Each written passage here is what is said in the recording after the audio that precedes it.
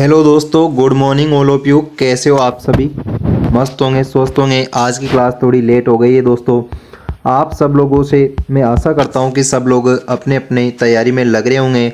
आज हम लोग राजस्थान के जो कला संस्कृति के बहुत अच्छे क्वेश्चन की बात करने वाले हैं दोस्तों।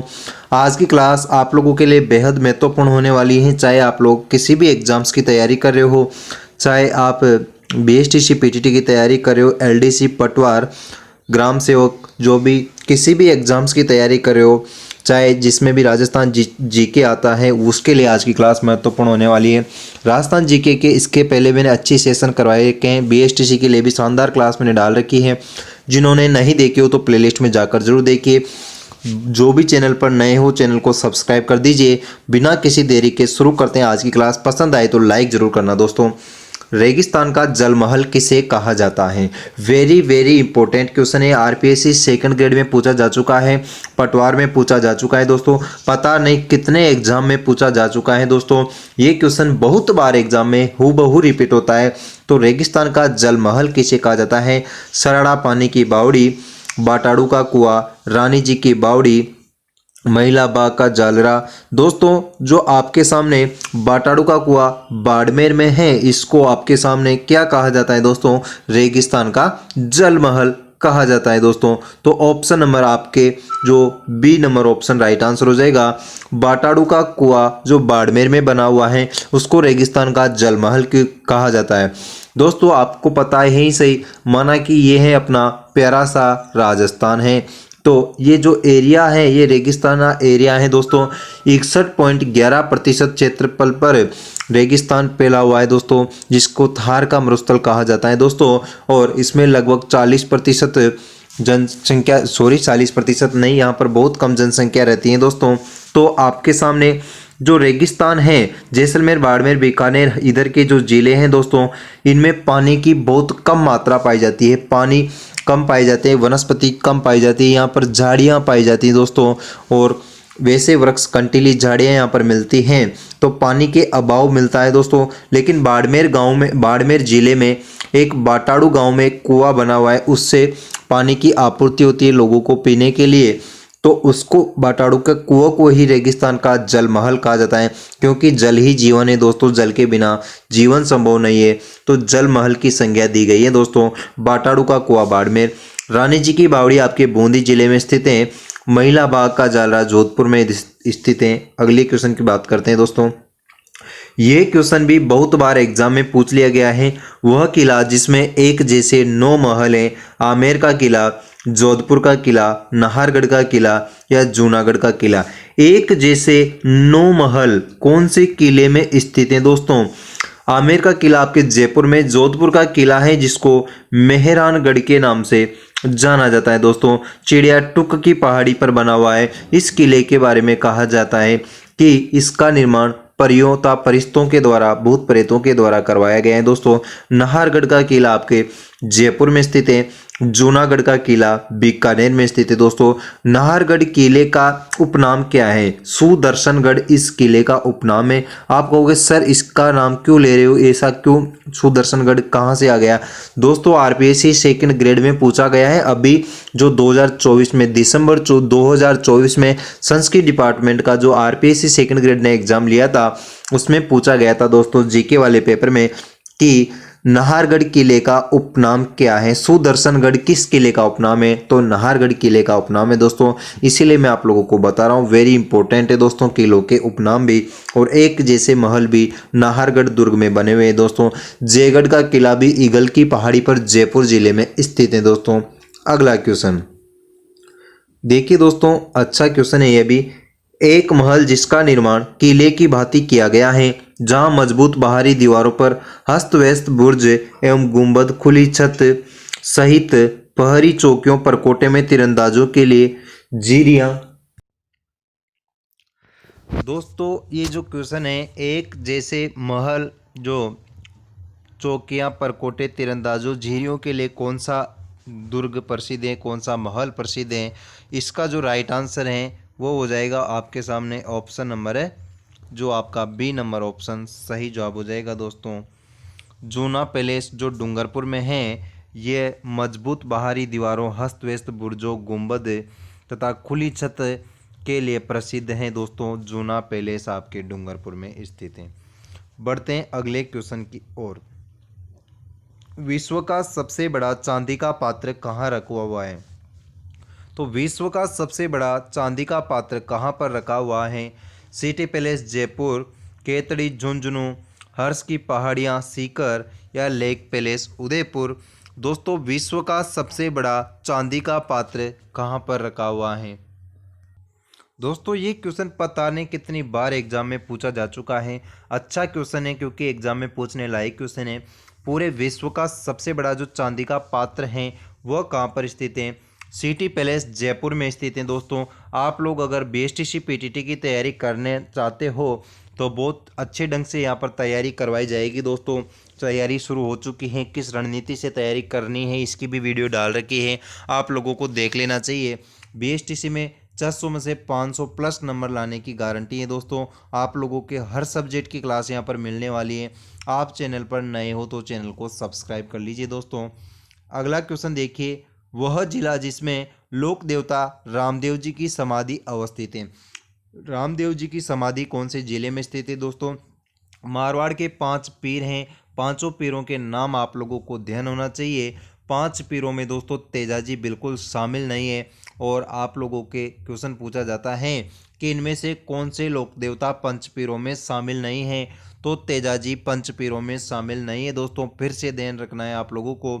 और बहुत सारे लोगों को लगता है कि गोगाजी पंचपीरों में शामिल हैं तो तेजाजी भी होंगे, लेकिन तेजाजी पंचपीरों में शामिल नहीं है। और तेजाजी का जो जन्म हुआ था करनाल नागौर में, पर्वतसर नागौर में इनका विशाल मेला लगता है दोस्तों, जो आय की दृष्टि से सबसे बड़ा पशु मेला माना जाता है। उसके अलावा बाबा रामदेव जी की मैं बात करूं तो भाद्रपद शुक्ल द्वितीया से एकादशी तक, द्वितीया से लेकर एकादशी तक इनका मेला लगता है। दोस्तों आपके रुणेचा रामदेवरा जैसलमेर में इनका मेला लगता है। और रामदेवरा जैसलमेर रुणेचा में ही, तो जैसलमेर में ही इनकी समाधि अवस्थित है। दोस्तों सी नंबर ऑप्शन आपका सही जवाब हो जाएगा। बाबा रामदेव जी के रात्रि जागरण को जम्मा जागरण के नाम से जाना जाता है। और रामदेव जी के जो मेघवाल जाति के भक्त हैं उनको रिखिया नाम से जाना जाता है। और इनको 5 रंगों की जो ध्वजा है उसको नेजा के नाम से जाना जाता है। दोस्तों सारी बातें आप लोगों को याद होनी चाहिए क्योंकि बाबा रामदेव जी की शब्दावली से हर बार एग्जाम में क्वेश्चन आता है दोस्तों, तो आप लोगों को भी प्रिपेयर होना है। दोस्तों संत पाबूजी के मुख्य शिष्य मुख्यतः हैं। संत पाबूजी के शिष्य मुख्यतः हैं। पाबूजी के शिष्य कौन सी जाति के थे? रेबारी जाति के, जाट जाति के, छिपा जाति या गुर्जर जाति के? संत पाबूजी के जो शिष्य हैं रेबारी जाति के थे। दोस्तों पाबूजी की मैं बात करूं दोस्तों तो रावण हत्ता वाद्य यंत्र के साथ, रावण हत्ता जो वाद्य यंत्र हैं उसके साथ पाबूजी की जो फड़का वाचन किया जाता है। दोस्तों वेरी वेरी इंपॉर्टेंट है। पाबूजी का जन्म कहाँ पर हुआ था? कोलूमंड जोधपुर में इनका जन्म हुआ था। दोस्तों फलोदी जोधपुर में स्थित है ये, कोलूमंड फलोदी में स्थित है। इसका ये बहुत इंपॉर्टेंट क्वेश्चन बन जाता है कि पाबूजी का जन्म कहाँ हुआ था? कोलूमंड गांव फलोदी में इनका जन्म हुआ था। दोस्तों आप लोगों को याद होना चाहिए। A number option right answer, Rewari सही जवाब हो जाएगा। अगला क्वेश्चन, पाबूजी को अवतार माना जाता है। वेरी वेरी इंपॉर्टेंट रहेगा दोस्तों, फिर से बोल रहा हूँ क्वेश्चन एग्जाम में छपेगा, बीएसटीसी में छपेगा दोस्तों क्वेश्चन। तो पाबूजी का अवतार किसे माना जाता है? शत्रुघ्न को, लक्ष्मण का, भरत का या राम का? पाबूजी को किसका अवतार माना जाता है? पाबूजी को लक्ष्मण का अवतार माना जाता है। विष्णु का अवतार किसे माना जाता है? देवनारायण जी को विष्णु का अवतार माना जाता है। दोस्तों आप लोगों को बिल्कुल ध्यान रखना है कौन से लोक देवता किनके अवतार हैं, तो बी नंबर ऑप्शन आपका राइट आंसर हो जाएगा। अगला क्वेश्चन वेरी वेरी इंपॉर्टेंट है दोस्तों, सेकंड ग्रेड में पूछा जा चुका है, आरपीएससी सेकंड ग्रेड पटवार 2018 में पूछा जा चुका है। कामड़िया पंथ के प्रवर्तक कौन से लोक देवता है? तो कामड़िया पंथ के प्रवर्तक किन्हें कहा जाता है? बाबा रामदेव जी को, तेजाजी को, गोगा जी को या देवनारायण जी को? बाबा रामदेव जी को कामड़िया पंथ के प्रवर्तक कहा जाता है। कामड़िया पंथ की महिलाएं बाबा रामदेव जी की आराधना में 13 ताली नृत्य करती हैं। दोस्तों वेरी इंपॉर्टेंट है, 13 मंजीरें बांधकर ये नृत्य किया जाता है, इसलिए इसको 13 ताली नृत्य कहा जाता है। दोस्तों बाबा रामदेव जी कांवड़िया पंथ से संबंधित रहे हैं। दोस्तों ये क्वेश्चन भी इंपॉर्टेंट है दोस्तों, सेलेक्टेड क्वेश्चन ही लेकर आया हूँ, एग्जाम में छपने वाले क्वेश्चन ही लेकर आया हूँ। आप लोग क्लास को शेयर कर दीजिए। और क्लास संस्कृति की मैंने एक और भी सेशन की क्लास डाल रखी है, क्लास संस्कृति के अच्छे क्वेश्चन करवाए हुए हैं। राजस्थान हिस्ट्री की आप लोगों को शानदार क्लास मिलेगी, उसमें सभी राजवंश मैंने कंप्लीट करवा रखे हैं। चाहे आप एलडीसी, पटवार, वीडियो, ग्राम सेवक किसी भी एग्जाम की तैयारी कर रहे हो, वो क्लास बेहद महत्वपूर्ण है। 1857 की क्रांति की क्लास आपको प्लेलिस्ट में जाकर देखना चाहिए, वेरी इंपॉर्टेंट है। राजस्थान जीके की एक अलग से प्लेलिस्ट मिलेगी दोस्तों, चैनल पर जाकर देखिए, उसकी सारी क्लासें आप लोगों को देख लेनी चाहिए अगर आप लोग राजस्थान जीके अच्छा करना है तो जार पीर के नाम से कौन से लोक देवता जाने जाते हैं? देवनारायण जी, हड़बू जी, गोगा जी या रामदेव जी? दोस्तों जाहर पीर के नाम से गोगा जी को जाना जाता है दोस्तों, और गोगा जी को जाना जाता है भाद्रपद कृष्ण नवमी। भाद्रपद कृष्ण नवमी के दिन इनका मेला लगता है दोस्तों, गोगा नवमी के नाम से इसे जाना जाता है दोस्तों। और जो गोगा जी की आराधना में हल, जो अपने हल के राखी बांधता है उसको गोगा राखड़ी के नाम से जाना जाता है दोस्तों। और तो सी नंबर ऑप्शन आपको राइट आंसर हो जाएगा। केलम दे इनकी पत्नी का नाम था दोस्तों। अगला क्वेश्चन, माउंट आबू के जैन मंदिर किसके बने हैं? माउंट आबू के जैन मंदिर किसके बने हैं? मार्बल के, ईंट के या फिर कोटा स्टोन के, ग्रेनाइट के? माउंट आबू के जो मंदिर हैं वो कौन से पत्थर से, किन से बने हुए हैं दोस्तों जो माउंट आबू में जो जैन मंदिर बने हुए हैं, रणकपुर का जैन मंदिर से भी क्वेश्चन आता है दोस्तों। आप लोग पहले तो ये बताओ, जो रणकपुर का जैन मंदिर है वो कौन से ज़िले में स्थित है? दोस्तों ये कौन से ज़िले में स्थित है, इसका आंसर आप लोग कमेंट बॉक्स में साथ में ये भी लिख के बताओगे कि इस मंदिर में कितने स्तंभ हैं। दोस्तों स्तंभों की संख्या और जिले का नाम लिखकर कमेंट बॉक्स में कमेंटों से भर जाना चाहिए दोस्तों। अगर आप रियलिटी में सीरियस होकर तैयारी कर रहे हो तो इस क्वेश्चन का सभी बच्चे जितने भी क्लास को देख रहे हैं ज़रूर आंसर देंगे और क्लास को शेयर जरूर करेंगे दोस्तों, और चैनल को भी सब्सक्राइब कर लीजिए। तो मार्बल के बने हुए हैं माउंट आबू के जो जैन मंदिर हैं, ए नंबर ऑप्शन आपके पास राइट आंसर हो जाएगा साथियों। बढ़ते हैं अगले क्वेश्चन की ओर। अगला क्वेश्चन देखिए दोस्तों, क्वेश्चन है आपके सामने, दिलवाड़ा जैन मंदिर कहाँ स्थित है? तो दिलवाड़ा का जो जैन मंदिर है वह कहाँ पर स्थित है? आबू रोड पर या फिर रणकपुर में, आबू पर्वत पर या फिर भरवा डूंगरी में? दोस्तों दिलवाड़ा का जो जैन मंदिर है वह कहाँ पर स्थित है? आबू रोड पर स्थित है दोस्तों, माउंट आबू सिरोही में। तो आपके सामने ए नंबर ऑप्शन सही जवाब हो जाएगा दोस्तों। अगला क्वेश्चन, आबू पर्वत में जैन मंदिर किस शासक द्वारा बनाए गए थे? वेरी इंपॉर्टेंट क्वेश्चन है दोस्तों, स्टार लगा लेना, ये क्वेश्चन एग्जाम में हूबहू आएगा। तो आबू पर्वत में जो जैन मंदिर हैं वो किन शासकों के द्वारा बनाए गए थे? राष्ट्रकूट, चंदेल, चालुक्य या गढ़वाल? दोस्तों जो आबू पर्वत में जो जैन मंदिर हैं वो किन शासकों के द्वारा बनाए गए थे दोस्तों? तो आपके सामने जो आबू पर्वत में हैं वो गढ़वाल शासकों के द्वारा बनाए गए थे। डी नंबर ऑप्शन आपके पास राइट आंसर हो जाएगा दोस्तों। क्लास अच्छी लग रही हो तो यार लाइक करना आपका फ़र्ज़ बनता है, शेयर भी आप लोग करोगे, आशा ऐसी करता हूँ, और नहीं करो तो फिर आपकी इच्छा दोस्तों। तो मशहूर विमल साई और लुणव साई मंदिर कहाँ पर स्थित है? दोस्तों हर टॉपिक को, क्लास संस्कृति के सभी टॉपिकों को कवर करके क्लास मंदिर, महल, मस्जिद, दुर्ग और लोक देवता सभी टॉपिक से क्वेश्चन मिलेंगे इस क्लास में। और आप लोगों को क्लास को शेयर करना चाहिए ज़्यादा से ज़्यादा, क्योंकि डेली क्लास जब ही मिलेगी जब आप लोग शेयर करोगे, और आप लोगों का प्यार और सपोर्ट चाहिए दोस्तों। तो विमल साई और लुणव साई मंदिर कहाँ पर स्थित हैं? रणकपुर में, ओसिया में या फिर देलवाड़ा में, मंडोर में? विमल साई और लुणव साई जो मंदिर है दोस्तों लुणव साही और विमल शाही जो मंदिर हैं रणकपुर पाली में स्थित हैं दोस्तों। ए नंबर ऑप्शन आपके पास राइट आंसर हो जाएगा। बढ़ते हैं अगले क्वेश्चन की ओर। बारह देवरा नामक शिव मंदिर कहाँ पर स्थित है? वेरी वेरी इंपॉर्टेंट क्वेश्चन है। बारह देवरा के नाम से जो आपके सामने शिव मंदिर है वह कहाँ पर स्थित है? जहाजपुर शाहपुरा में, मांडलगढ़ भीलवाड़ा में, शाहपुरा में, या फिर तलवाड़ा बांसवाड़ा में। दोस्तों बारह देवरा जो मंदिर हैं ये क्वेश्चन एग्जाम में पूछने लायक हैं। जहाजपुर जो आपके पहले भीलवाड़ा में आता था, वर्तमान में शाहपुरा जिले में आता है दोस्तों। तो बारह देवरा नाम से जो शिव मंदिर हैं जहाजपुर शाहपुरा में स्थित हैं। राजस्थान में चुंगी तीर्थ स्थित हैं। प्रसिद्ध चुंगी तीर्थ कहाँ पर स्थित है? ये क्वेश्चन भी अच्छा क्वेश्चन है। जैसलमेर में, बाड़मेर में या नागौर में? तो प्रसिद्ध चुंगी तीर्थ आपके जैसलमेर में स्थित है। ए नंबर ऑप्शन राइट आंसर हो जाएगा साथियों। बढ़ते हैं अगले क्वेश्चन की तरफ। अगला क्वेश्चन देखिए, राजस्थान में मेवानगर, दोस्तों राजस्थान में ये मेवानगर है, यहाँ पर थोड़ा मेवानगर किसके लिए प्रसिद्ध है?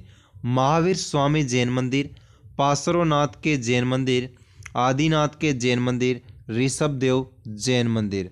दोस्तों महावीर स्वामी जैन धर्म के 24वें तीर्थंकर थे दोस्तों, आप लोगों को याद होना चाहिए। पार्श्वनाथ जैन धर्म के 23वें तीर्थंकर थे। और आपके सामने ऋषभदेव, जो आपके सामने ऋषभदेव आदिनाथ हैं, ये पहले नंबर के हैं दोस्तों। तो जो जैन धर्म है उसमें मेवानगर है स्थान किसके लिए प्रसिद्ध है? तो पार्श्वनाथ के जैन मंदिर बने हुए हैं मेवानगर स्थान पर। B number option right answer हो जाएगा दोस्तों। बढ़ते हैं अगले क्वेश्चन की तरफ। मुसलमान मंत्र अब्दुल्ला पीर का मकबरा कहाँ स्थित है? मुसलमान मंत्र क्या है दोस्तों? अब्दुल्ला पीर। इसका मकबरा कहाँ है? नागौर में, जहाजपुर में, भगवानपुरा में, या फिर बयाना में? दोस्तों मुसलमान मंत्र अब्दुल्ला पीर का मकबरा है भगवानपुरा नामक स्थान पर स्थित है। तो सी नंबर ऑप्शन आपके सही जवाब हो जाएगा दोस्तों। बढ़ते हैं अगले क्वेश्चन की तरफ। आबू के किस मंदिर में पार्श्वनाथ की प्रतिमा स्थित है? वेरी इंपॉर्टेंट रहेगा दोस्तों। आबू का ऐसा कौन सा मंदिर है जहाँ पर पार्श्वनाथ की प्रतिमा है? चौमुखा मंदिर, गणेश मंदिर, अर्बुदा मंदिर, या सचिया मंदिर? तो दोस्तों इसका क्या राइट आंसर हो जाएगा? देखिए तो दोस्तों पार्श्वनाथ की जो प्रतिमा है वो चौमुखा मंदिर में स्थित है दोस्तों। ए नंबर ऑप्शन सही जवाब। दोस्तों त्रिनेत्र जो गणेश मंदिर है कहाँ पर स्थित है? आपके सवाईमाधोपुर जिले में स्थित है दोस्तों। विवाह का सर्वप्रथम यहाँ पर ही निमंत्रण दिया जाता है। अर्बुदा माता का जो मंदिर है माउंट आबू सिरोही में स्थित है। सचिया माता का मंदिर ओसवालों की जो कुलदेवी है दोस्तों। तो आबू के किस मंदिर में पार्श्वनाथ प्रतिमा चौमुखा मंदिर में स्थित है दोस्तों? अगला क्वेश्चन, नाथ द्वारा मंदिर का निर्माता किसने कब करवाया? वेरी वेरी गजब का क्वेश्चन है दोस्तों। ये क्वेश्चन अब देखो, एक तो इसमें कला संस्कृति भी है, इतिहास भी है, किससे भी रिलेट करके क्वेश्चन पूछा जा सकता है क्योंकि वर्तमान में जो एग्जाम में क्वेश्चन पूछने का पैटर्न है बहुत बदल चुका है दोस्तों। और वर्तमान पैटर्न के हिसाब से अपन लोग तैयारी करने वाले हैं दोस्तों। पैटर्न क्या बदल गया? जैसे मान लो कोई भी टॉपिक है पॉलिटी का, राजनीति का, तो उसको जो वर्तमान में मुद्दा चल रहा है चाहे कोई से भी विषय से संबंधित हो उससे रिलेट करके कोरिलेट करके क्वेश्चन पूछा जाता है। अब ये क्वेश्चन कला संस्कृति का भी मान सकते हो या इतिहास का भी मान सकते हो। आपके एग्जाम में सिलेबस में दोनों सब्जेक्ट आते हैं, इतिहास और कला संस्कृति। तो ऐसे क्वेश्चन पूछना ज़्यादा प्रीफर करता है एग्जामिनर। तो नाथ द्वारा का जो मंदिर है राजसमंद में स्थित है, इसका निर्माण किसने करवाया था, कब करवाया था? तो राणा कुंभा ने 1468 में, या फिर राज सिंह ने 1691 में, जगत सिंह ने 1691 में, या फिर राणा अमर सिंह ने। दोस्तों आपके सामने मैं बात करूं राणा कुंभा की तो 1433 से लेकर 1468 तक इनका शासनकाल रहा है दोस्तों। 1433 से 68 तक कुंभा का शासनकाल रहा है दोस्तों। राणा कुंभा को अभिनव भट्टाचार्य के नाम से जाना जाता है दोस्तों। हाल गुरु, सेल गुरु, चाप गुरु, इनको उपाधियाँ दी गई है दोस्तों। संगीत राज, संगीत मीमांसा इनके द्वारा लिखे गए बहुत सारे ग्रंथ हैं। संगीत राज को 5 भागों में बांटा जाता है दोस्तों। पाट्य, नृत्य, गीत, रत्नकोश। पाट्य, रत्नकोश, नृत्य, रत्नकोश, गीत, नृत्य, रत्नकोश, इसको 5 भागों में बांटा गया है दोस्तों। जबकि नाथद्वारा का जो मंदिर है, राज सिंह ने इसका निर्माण करवाया था सन 1691 में दोस्तों। राज सिंह, जिसे विजय कटकातु की उपाधि दी गई थी दोस्तों, वेरी इंपॉर्टेंट राजा है। यहाँ से क्वेश्चन पूछना एग्जामिनर हर बार पसंद करता है। तो B number option right answer हो जाएगा दोस्तों। अगला क्वेश्चन, नाथद्वारा में श्रीनाथ जी की मूर्ति औरंगजेब के समय कहाँ से लाई गई? तो नाथद्वारा में श्रीनाथ जी की मूर्ति औरंगजेब के समय कहाँ से लाई गई थी? वृंदावन के जतीपुरा से, या फिर बंगाल से, कर्नाटक से, दिल्ली से। दोस्तों आपके सामने ये नाथद्वारा में जो श्रीनाथ जी की मूर्ति है बंगाल से लाई गई थी दोस्तों। D number option right answer हो जाएगा आपके सामने। आमेर में शीला देवी का मंदिर बनवाया था। आमेर में शीला देवी का मंदिर किसने बनवाया था? मान सिंह के द्वारा, जगत सिंह के द्वारा, जय सिंह के द्वारा, या फिर भारमल के द्वारा। शीला देवी का मंदिर मान सिंह के द्वारा बनवाया गया दोस्तों। ए नंबर ऑप्शन आपके पास राइट आंसर हो जाएगा दोस्तों। सेशन अच्छा लग रहा हो तो लाइक कर दो दोस्तों, शेयर कर दो, मज़ा आ जाएगा दोस्तों। अगला क्वेश्चन, राज्य में शील्ड मल्टीप्लिकेशन फार्म की स्थापना की गई। शील्ड मल्टीप्लिकेशन फार्म की स्थापना कहाँ पर की गई है? रोजड़ी बीकानेर में, नदबई भरतपुर में, जोटवाड़ा में, या सेवर में। दोस्तों जो शील्ड मल्टीप्लिकेशन फार्म की स्थापना कहाँ पर की गई? दोस्तों इस क्वेश्चन का आंसर आप लोग मेरे लिए ढूंढ कर लाओगे, कमेंट बॉक्स में ज़रूर आंसर देंगे, चाहे कहाँ से भी लाओ, क्योंकि आप लोग तैयारी कर रहे हो, विद्यार्थी हो, स्टूडेंट हो, तो आप लोग आंसर ढूंढने जी की जिम्मेदारी दे रहा हूँ आप लोगों को। अगला क्वेश्चन, राष्ट्रीय ऊंट अनुसंधान संस्थान कहाँ स्थित है? दोस्तों ये क्वेश्चन भी एग्जाम में छपने लायक क्वेश्चन है। सारे क्वेश्चन वही लेकर आया हूँ जो कहीं ना कहीं पूछे गए, जेईई के एग्जाम में पूछा गया क्वेश्चन है दोस्तों, और आरपीएससी सेकंड ग्रेड में भी पूछ लिया गया, रीट पटवार सब में पूछा गया क्वेश्चन है दोस्तों। तो राष्ट्रीय ऊंट अनुसंधान संस्थान है जोहड़बीड़ बीकानेर में, अनूपगढ़ गंगानगर, समगांव जैसलमेर, रामसर में। दोस्तों जोहड़बीड़ बीकानेर में स्थित है। राष्ट्रीय ऊंट अनुसंधान संस्थान स्थित है दोस्तों जोहड़बीड़ बीकानेर में। दोस्तों काजरी का संस्थान का मुख्यालय कहाँ पर स्थित है? काजरी आपके जोधपुर में स्थित है, आप लोगों को ध्यान होना चाहिए। सूकर पालन केंद्र कहाँ स्थित है? सूकर पालन केंद्र कहाँ है? अलवर में, भरतपुर में, धौलपुर में, या फिर करौली में। दोस्तों अलवर में सूकर पालन केंद्र स्थित हैं। आपके सामने एक क्वेश्चन, ये ऑप्शन देखते ही मेरे को और याद आ गया, ABCD अलवर, भरतपुर, करौली, धौलपुर। मत्स्य संघ में 4 शामिल रियासतें थी दोस्तों। ये मत्स्य संघ एकीकरण के क्वेश्चन है दोस्तों, क्योंकि पहले चरण का नाम ही मत्स्य संघ है। 18 मार्च 1948 को राजस्थान का एकीकरण शुरू हुआ था दोस्तों।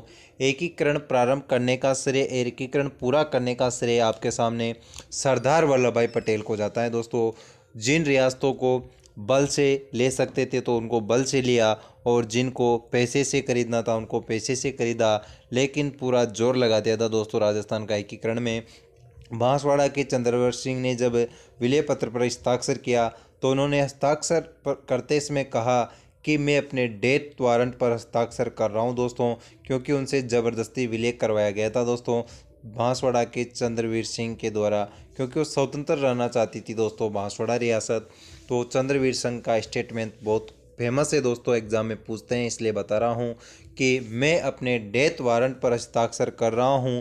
ऐसा किसके द्वारा कहा गया था? बांसवाड़ा के चंद्रवीर सिंह के द्वारा ऐसा कहा गया था दोस्तों। आज की क्लास कैसी लगी कमेंट बॉक्स में ज़रूर लिखना। मिलते हैं अगली क्लास में। Thank you.